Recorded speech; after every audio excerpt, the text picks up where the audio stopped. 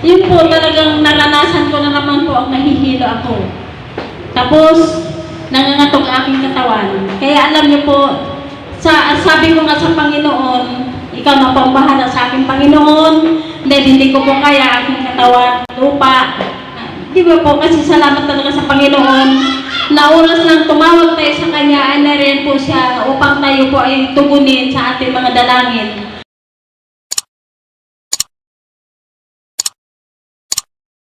Sa araw na ito ay tayo pong muli ay magpapasalamat sa Panginoon. No? Napakasarap na magpuri sa Diyos. At no, sa araw na ito ay ating pagsisigawan ang dakilang bagay na ginawa ng Diyos sa isang linggo na nagdaan, no, na nandun yung pagsama at paggabay ng Diyos sa ating mga buhay. Magbukas kayo sa isa. Unang Kronika, ang sabi po dito, sa Unang Kronika 16 verse 8. Ang sabi po dito, magpasalamat kay Yahweh, tumawag sa kanyang pangalan, at ang lahat ng gawa niya sa lahat ay ipaalam. Amen. No, napakabuti ng Panginoon. No, sabi ron, magpasalamat daw po tayo sa ating Diyos na buhay. No, sa ating lumipas na araw, panahon, no, na pangit man yung mga nangyari, ay naniniwala tayo sa likod niyan ay may ginagawang dakilang bagay ang Diyos sa ating mga buhay. Amen! Amen. No? So ngayon po sa maikling minuto ay inaanayahan ko po ang nais magpasalamat, amen, ipagsigawan ang ginawa ng Diyos sa kanyang buhay. Unahin ko po sa girls, ang bilis na oras. Amen. Sino po ang nais magpasalamat sa Diyos? Amen. Palakpakan po natin ang buhay ng Diyos sa buhay ni Mama Gul.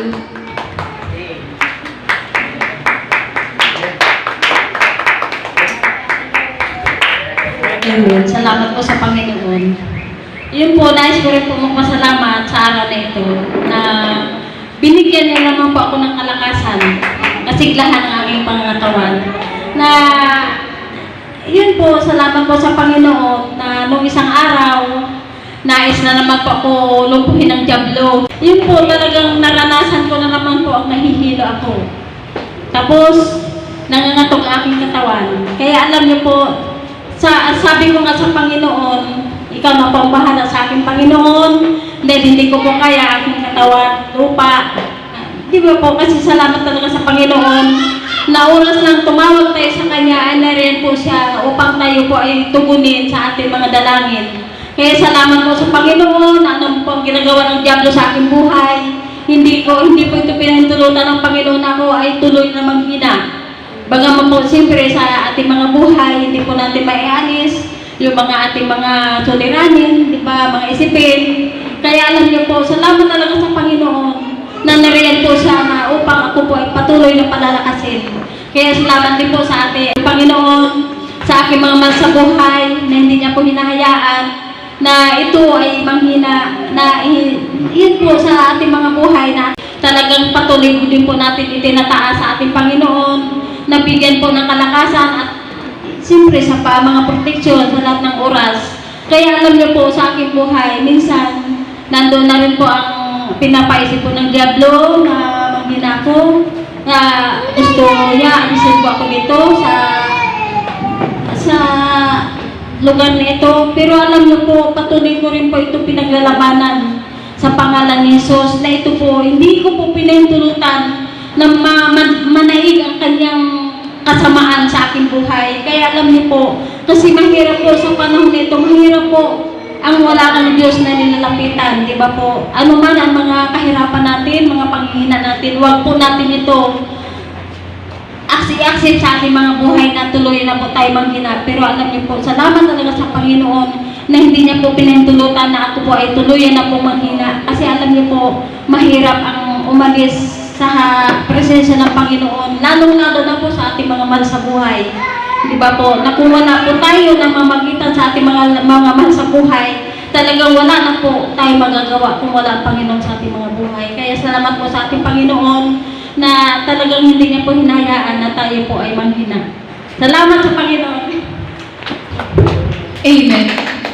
Salamat po sa buhay ni Mama Dol, no? Talaga nandun yung paggilas, paggalaw ng Diyos sa kanyang buhay. At ganun din po sa kanyang pamilya. So yun po. Sino po ang nais magpasalamat? Amen. Palakpakan po natin ang buhay na Diyos sa buhay po ng Sister Junalisa.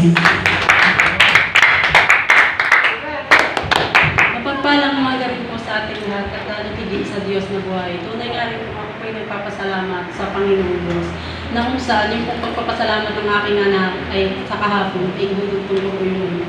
Nagpapasalamat po talaga ako sa Panginoon na kung saan ay tunay nga pong binago niya ang aming buhay. At lahat talaga po ng desire ng aming puso, nung wala pa po kami sa bahay panambahang ito, nangyayari at nagaganap po sa aming buhay. Sa ngayon kasada po yan na to na kung saan kami nasa Panginoon na. At nagpapasalamat po talaga ako din sa Panginoon yung po mga kalakasan at pag-iingat na ginagawa niya sa amin. Dumarating yung mga bagay na hindi po nakakabigat na pag wala po tayo sa Panginoon at yung lakas natin ang ginamit, tayo po yung manghihina. Pero po pala, pag nasa Panginoon tayo, ibibigay niya po pala yung walang kahirap-hirap. Smooth po pala po baga. Salamat po sa Panginoon na buhay na kung saan siya po ay aming nakilala. At yun po, salamat din po sa buhay ng ating mahal na pastora at siya po ang ginamit ng Diyos. At kayo po lahat, salamat sa Panginoon. Yun lang po. At sa Diyos po lahat ang papuri. Amen. Amen. Napakabuti po ng Diyos, no? Talaga na kapag sumunod ka sa Diyos, binago ng Diyos ang buhay mo, pati yung pamumuhay mo. Hindi ata nila naunawahan. Malakas mo naman ako para sa ating Diyos na buhay. Kapag sumunod ka sa Panginoon, sabi nga diba, na kapag kay Kristo may pagbabago, hindi lang yung buhay mo binago ng Diyos, kundi yung pamumuhay mo, kayang-kayang baguhin ng Panginoon. Kung dati ganito ka, ganito yung buhay nyo, amen, na hindi gano'n, diba, nahihirapan, nanibigatan, pero sa Diyos, dahil naglingkod ka, sumunod ka sa Panginoon, magaan ang buhay. Amen. Yun lang. Sino po ang nais na pasalamat sa Panginoon? Ay, sige po, isa na lang po sa verse sa buhay po ng Sister Bailey.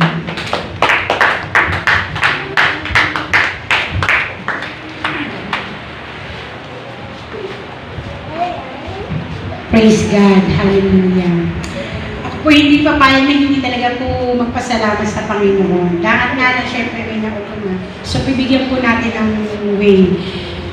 Dahil ako po yung nagpapasalamat sa karanasan ko ng last Friday sa panibagong buhay na pinagkaloob ng Panginoon. So, siguro, kagabi, dahil po sa aking panalangin, nagbigay na rin po ng puro-puro sa inyo ang aking karanasan at sa mga nakalipas. Marami na pong karanasan ako mga na-encounter sa buhay ko bilang isang Kristiyano. So, nung last Friday, may tinanggap po akong trabaho. Although hindi naman trabaho to ng babae, pero humingi naman din po ako ng wisdom sa Lord kung karapat-dapat ko itong tanggapin.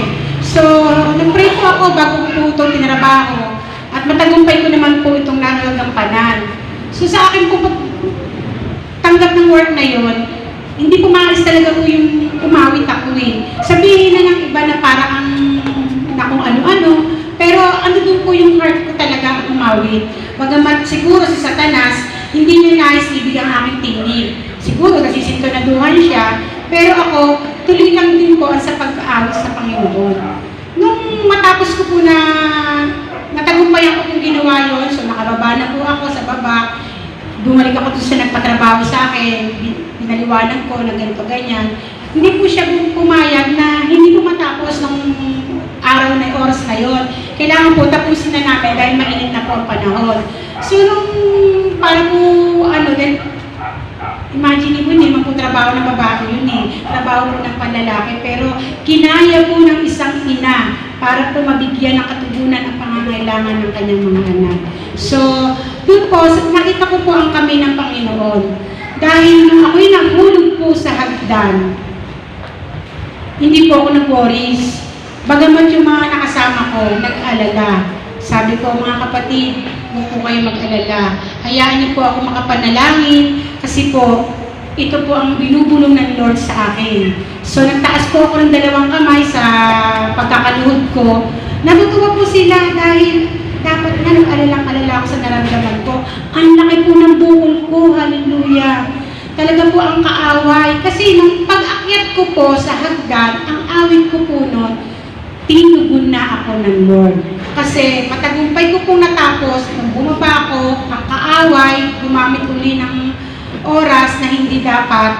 So, ang inyo pong kapatid, ginampanan na matapos ko. Nung umakit po ako sa hagdan, sabi ko, tinig na ako ng Diyos sa lahat ng...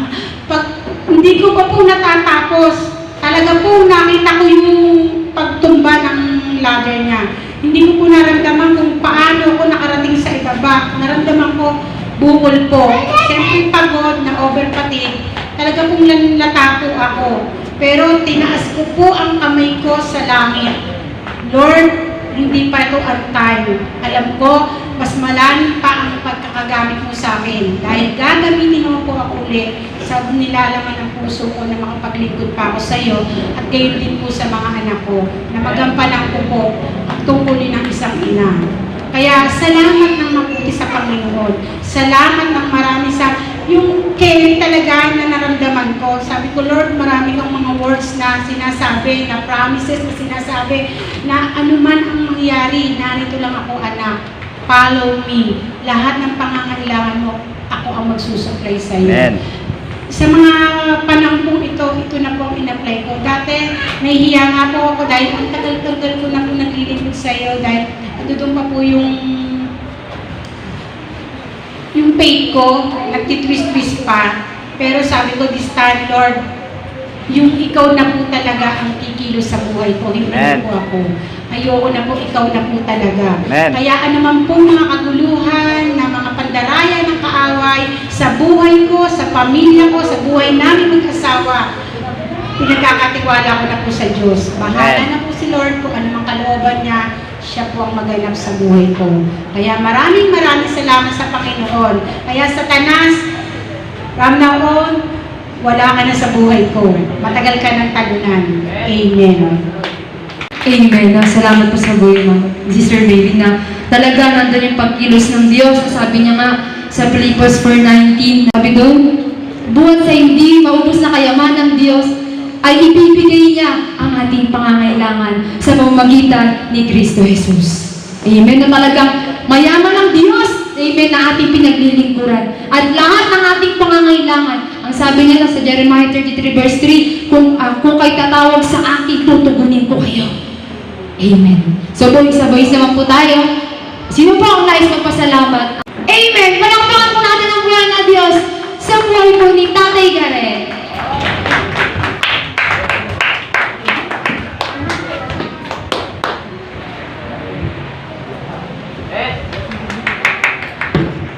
Maraming po salamat sa oras nito, lalo na po sa ating Diyos, no? Na buhay. Maraming pong salamat. Nais ko pong magsabi ng totoo. Sa amin pala sa probinsya at saka dito, isa lang. Katao, gahunas. Yung ibig sabihin ni Pastora, doon sa amin sa Romblon, ay kahit sa kahit yung mananampalataya, lumiliit, dumadami. Di ba? Ngayon nagpatuto ako sa oras nito kasi nagpaalam ako sa agency na tuwing Sabado ako mag-absent. Ayaw nila pumayag. Sabi ko, pwede sir na ako Sabado lang. Ayaw. Nung huli na, pinayaan ko lang sa buhay ko. Yung kamay ko, 6 na bangga yan, stante na baga. Ang lalaki pa man yan ng kamao ko. Tapos dito naman, tapos sabi ng kasamahan ko, coordinator, Tay, sabi ko yung kamay mo makasalanan. Sabi ko, disiplina ng Diyos yan para sa akin kasi hindi ako nakasamba na. Bakit? Ano bang konektado sa disgrasya at saka hindi ka naglilingkod sa Diyos? Ang gusto ng Diyos, siya ang paglingkuran, hindi tayo dito sa kahit linggo lang nun sana, pati sa Kanya. Ngayon, naalala ko yung panaginip ko. Ang sabi ng Diyos, Gareth, ako tumutulong sa tao, ngunit ang tao lang ang bumibitaw sa akin. Hindi ako bumibitaw. Totoo talaga. Ngayon, nung huli naman, pagtulak ko ng istante, mabuti yung ulo ko hindi natamaan ng lansa. Mabuti nung nasalo ko ng kamay ko, pag ganun. Ay kung hindi, siguro biyak yung balat ko siguro kasi manipis na yung buhok ko. Sabi ko, salamat sa Panginoon sa iyo kasi hindi mo ko pinabayaan, binigyan mo pa rin ako ng protection. Kaya nung kagabi, sabi ko, papasok ako kasi pinuntahan ako ng obinero. Kasi sabi ko, papasok ako. Maniwala kayo sa akin, hindi, nagliliparan yung mga insekto. Sa loob ng bahay, ang dami. Tapos inanon ko ng walis, hindi talaga, halos dumadami. Tapos pumunta yung kapitbahay namin, sabi ko, meron sa inyo? Wala. Sabi ko, bakit ito marami? Di naalala ko. Sabi ko, sisimba ako bukas. Hindi ako papasok. Sabi ko, hindi ngayon, nawala na yun mga insekto. Kasalamat pa rin ako. Amen. Basi nung 2022 yun, naalala ko yung pagpasok ko, sabi ni Pastora, salamat kasi dinilig ng Diyos yung panalangin ko. Sabi ni Pastora, nakangiti man ako. Kasi alam mo sa totoo lang, naalala ko yung kay Saul, yung maraming palaka na pumasok sa loob ng bahay. Ganun din sa loob ng bahay. Kaya sabi ko, Panginoon, patawarin mo po ako. Ay yung ginawa ko, nagpainit ako ng tubig. Tapos ang dami ng mga palaka ang nililit. Binuhusan ko ng tubig, nagkamatay. Oh. Pati sa bintana, lumulusot eh. Pero nakakatakot, pero kahit maliit, nakakatakot. Yung mga pagsubok ng Diyos, nakakatakot. Oo. Ngayon, sabi ko, Panginoon, patawarin mo po yung mga tao sa agency. Pati yung mga tao na walang alam sa katotohanan. Sabi ko ako, patawarin mo rin po ako balin kung ako nagkulang. Alam ko pa yun, nangako ako na malapit ako na agaw buhay yung buhay ko na mamatay ako. Pero sabi ko pa noon, maglilingkod ako.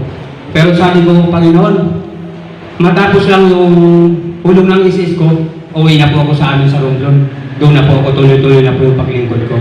Kasi sabi ko, yung hinihingi mo man sa iyo na pira, na binigay mo rin sa akin. Kaya marami po salamat. At ganoon din po yung lupa ko, mapatitunuhan ko at mapasukat ko.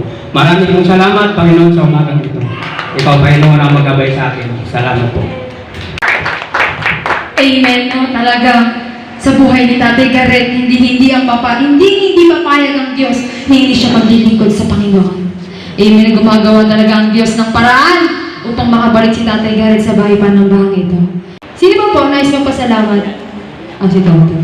Amen, palakpakan po ng buhay ng Diyos sa buhay ni Kuya Tonton. Ton, bakit ko pa Ton?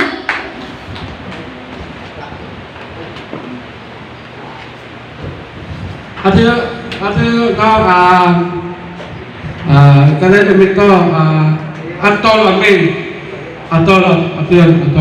Kana, ano ba batay?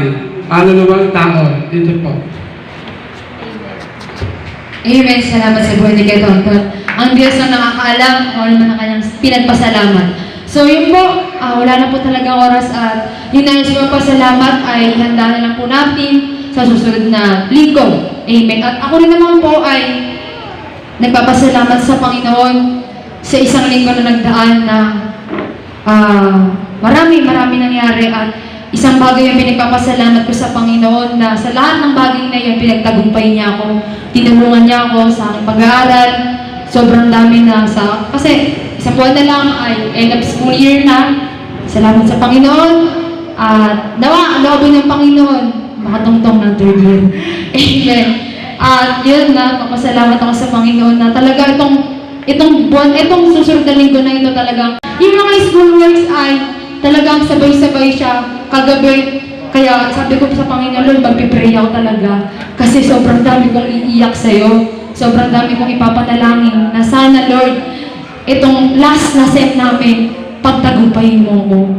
Yun po. At naniniwala ko sa Panginoon na sa lahat ng linggo na ito, ay lahat ng aking gagawin, lahat ng gawa ng aking kamay, ay kanyang pagpapalain. Yun lamang po.